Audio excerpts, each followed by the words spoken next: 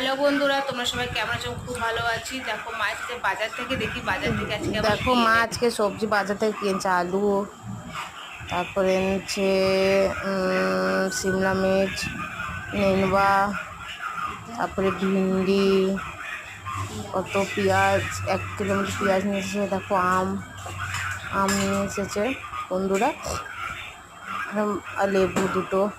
এত গরম পড়েছে, লেবু জল, এই যে সব সবজি অল্প এনেছে। দেখি এখন আলু দিয়ে কি বানাবে। এখন আলু দিয়ে রাতে ডিনার ভাবছি আলু ছক্কা হোক বন্ধুরা। এখন মা আলু কাটছে, ভাবলাম ছোটো ছোটো করে আলুই বানাক, আলু তরকারি হয়ে যাবে আর একটু রুটি দিয়ে আম দিয়ে হয়ে যাবে রাতে একটা খাওয়া। আলুগুলি মা কাটছে, ছোটো ছোটো পিস করবে এখন।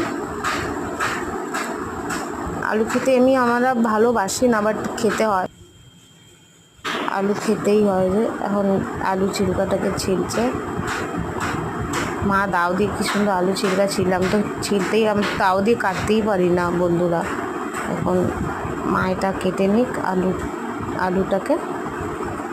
দেখো আলুটাকে কাটছে, আবার আমার সাথে কথা বলছে, এদের এতগুলো আলুর ছক্কা সব বানাবো আমি। আমও বললাম আমটাও তুমি কেটে দাও। মা সব কেটে কুটে দেয় তো বানাতে একটু সুবিধা হবে আমার। দেখো আমটাকে ছিলে নিচ্ছে গোটা গোটা করে আম। এত আম আনা হয়েছে, ভাবছে কি আম দিয়ে কি এত আম কত খাবো, ভাবছি একটু আমের শরবত করে খাবো। এখন আমটাকে ছিলছে, দেখো না দুটো অনেক আম।